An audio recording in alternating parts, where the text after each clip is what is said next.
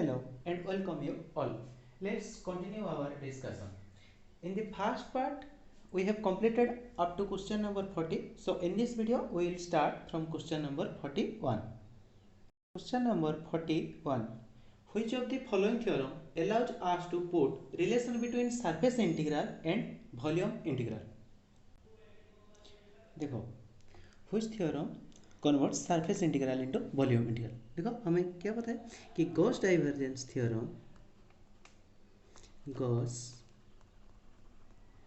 divergence theorem converts surface integral into volume integral, and its mathematical statement: for any vector field A for a closed surface A, it is equal to div of A dv. And we know Gauss divergence theorem is applicable only for closed surface, only for closed surface. So correct option is option B. देखो जैसे कि हमें और एक theorem पता है, Stokes theorem, and we know Stokes theorem converts line integral into surface integral, and for any vector field A closed line integral equals to curl A ds, and it is applicable only for open surface.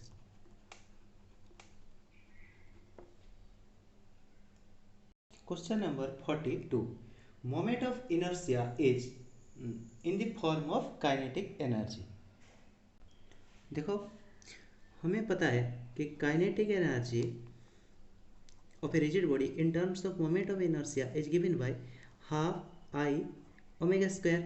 So from there, moment of inertia I equal to 2 times kinetic energy divided by omega square. So your correct option is option B. Question number 43. The velocity profile of liquid flowing through a capillary tube is.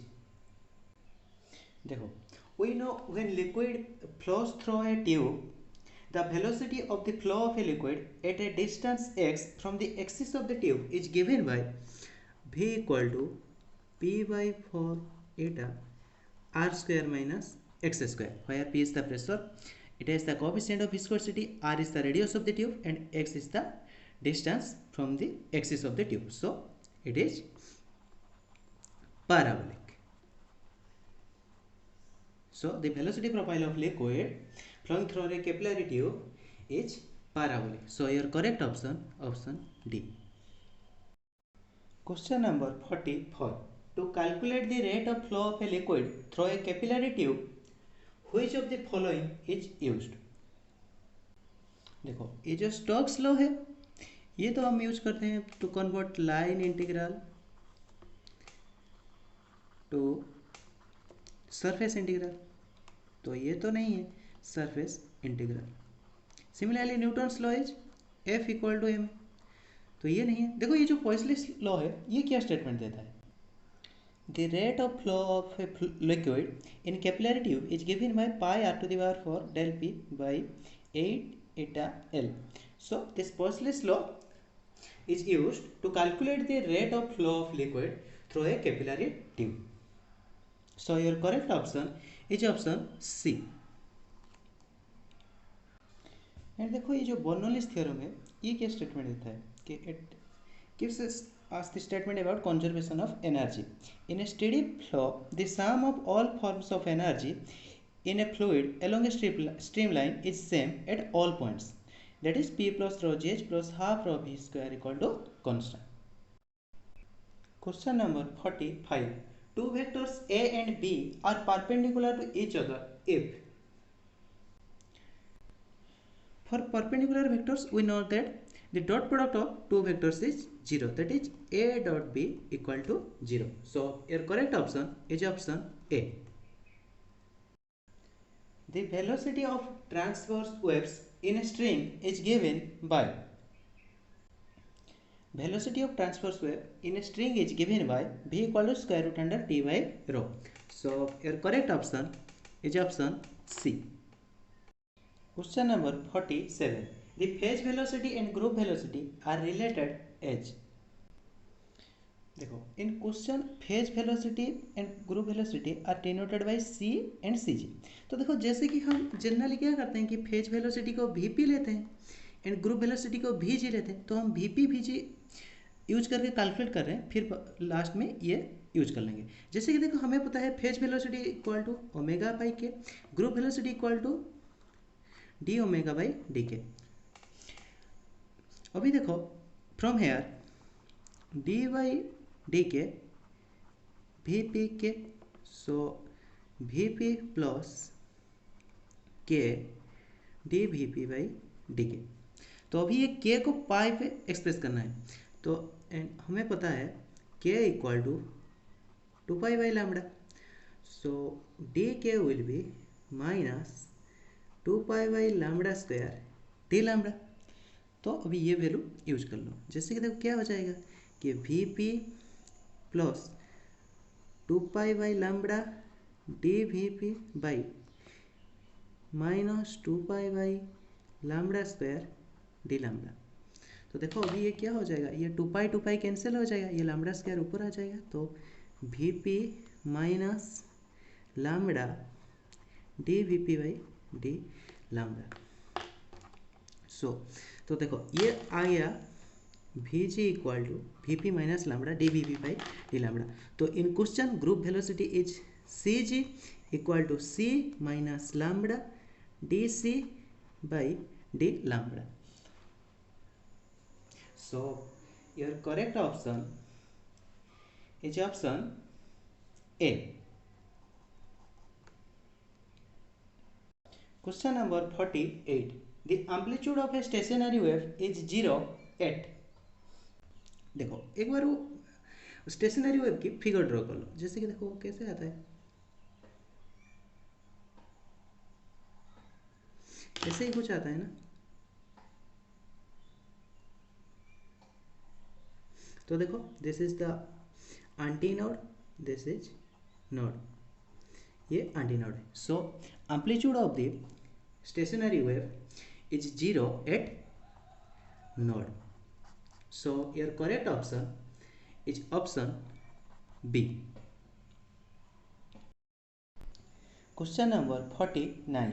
The distance between two nearest antinode is. देखो वो जो stationary wave है उसको एक बार draw कर लो।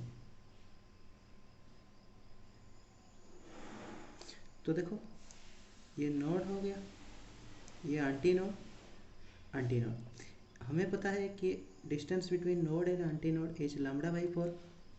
Distance between node and antinode is lambda by 4। तो distance between two nearest antinode is lambda by 2। So your correct option is option B. Question number 50. The Lissajous figures make a figure of 8 if the frequency ratio is. तो Lissajous figure a figure of 8. Now we have to find the frequency ratio. तो देखो first हम define कर रहे हैं Lissajous figure क्या है और कैसे वो फ्रीक्वेंसी रेशियो कैलकुलेट करेंगे फिर वो बताएंगे, ठीक है। So Lissajous figures are defined as the figure formed by the superposition of SHMs at right angles to each other are known as Lissajous figure. Now next let us define how to calculate the frequency ratio for a Lissajous figure.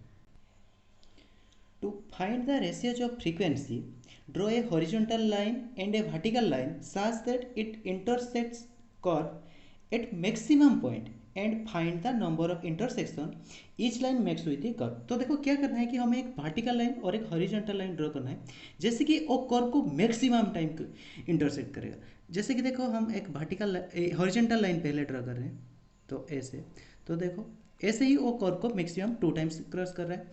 और देखो हम एक vertical line draw कर रहे हैं, तो देखो जब ऐसे ड्रॉ कर रहे हैं ना, वो vertical line maximum 4 times cross कर रहा है। तो देखो number of intersection each line makes with the curve.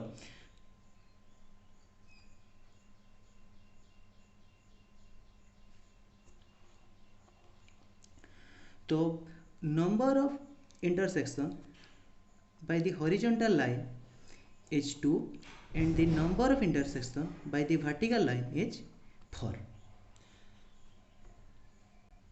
Next देखो, the ratio of number of chord of the vertical line to that on the horizontal line will give the ratio of horizontal to vertical frequency, that is ny by nx equal to omega x by omega y. So omega x by omega y equal to ny, that is 4 nx 2, so it is 2 by 1, or omega x omega y equals to 2:1. So your correct option is option B. Question number 51. The electric field in some region is found to be k rq r cap in spherical coordinate. Therefore, charge density would be. Electric field is given in spherical coordinate and we have to find the volume charge density. देखो, from differential form of Gauss law we know that div equal to rho by epsilon naught. So rho equal to epsilon naught div E. So to find volume charge density rho we have to calculate the divergence of electric field E. और देखो ये जो electric field है spherical polar coordinate में given है, तो तुम्हें क्या करना पड़ेगा, ये जो डाइवर्जेंस है ना, वो डाइवर्जेंस को स्फेरिकल कोऑर्डिनेट में लिख लो. तो divergence in spherical polar coordinate for any vector A is given by this. देखो ये तो हमें पता है. देखो जैसे कि यहाँ इलेक्ट्रिक फील्ड ना, इलेक्ट्रिक फील्ड की सिर्फ आर कैप टर्म है, तो ये जो दो टर्म है ये तो अपने आप जीरो हो जाएगा, तो सिर्फ ये फर्स्ट टर्म कैलकुलेट करते हैं. तो जैसे क्या हो जाएगा कि rho equal to epsilon naught 1 by R square del by del R R square, ये इलेक्ट्रिक फील्ड के आर कैप की टर्म के R cube. So epsilon naught 1 by R square K, ये क्या हो जाएगा 5 R to the power 4. So epsilon naught K, ये 5 हो गया, ये R square. So 5 epsilon naught K R square. So your correct option is option A.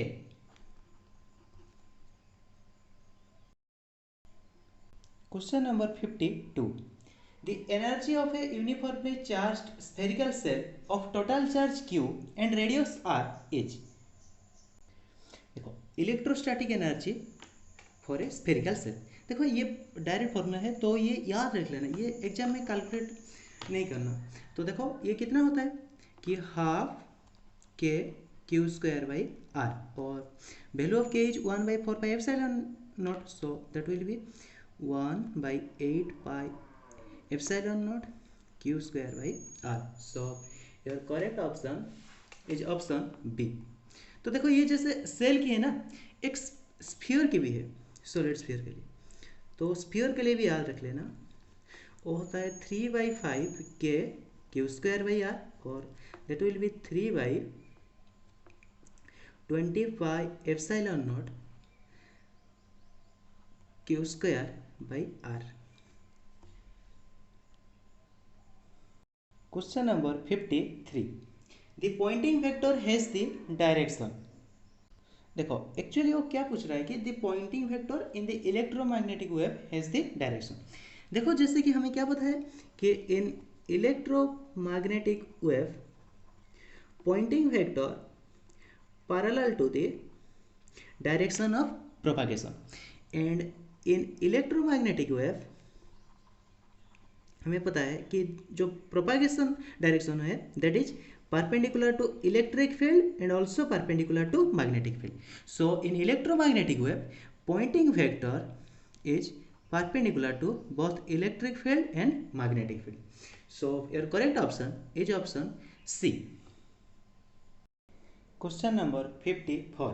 A long solenoid of radius A is driven by an alternating current so that the field inside is sinusoidal.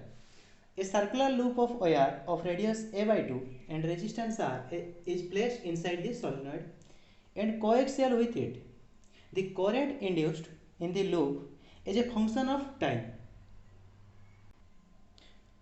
We have to find the induced current in the loop, and in this case the magnetic field is changes with time. And we know whenever a magnetic flux changes through a closed loop, an EMF is induced in it due to which current flows. So let us first define EMF. In this case, loop is stationary. Loop is stationary and magnetic field changes with time. So EMF is defined as minus del phi v by del t. Phi v is the magnetic flux. So to calculate EMF, we have to define first flux, and magnetic flux is defined as B dot ds. Okay. Now flux for this given case will be magnetic field dot s.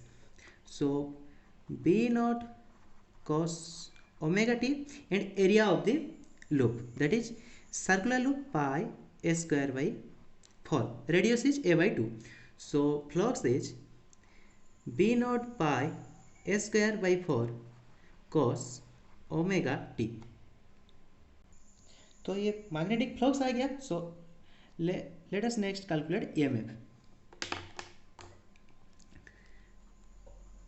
EMF equal to minus del phi v by del t. So calculate the differentiation with respect to time. So minus b naught pi a square by 4 minus omega sin omega t. So it is equal to b naught pi a square omega by 4 sin omega t. Now this is the EMF. So current, induced current is EMF by R, that is B naught pi a square omega by 4R sin omega t. So your correct option is option A. Question number 55. The skin depth of a metal is dependent on the conductivity of the metal and the angular frequency of the incident field. For a metal of high conductivity, which of the following relation is correct? देखो ये जो condition है ना, this is for a good conductor, and for good conductor we know that skin depth is given by square root under 2 by mu sigma omega. So skin depth is proportional to square root under 1 by sigma omega. So your correct option is option B. देखो जैसे कि ये good conductor के लिए है ना. Now for bad conductor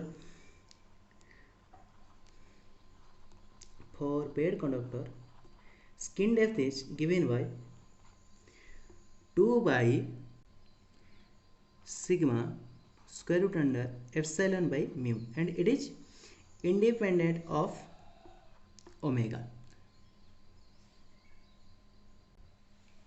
Okay. In this video we have completed 15 questions. So we will continue in the next video. Thank you for watching and all the best for your exam.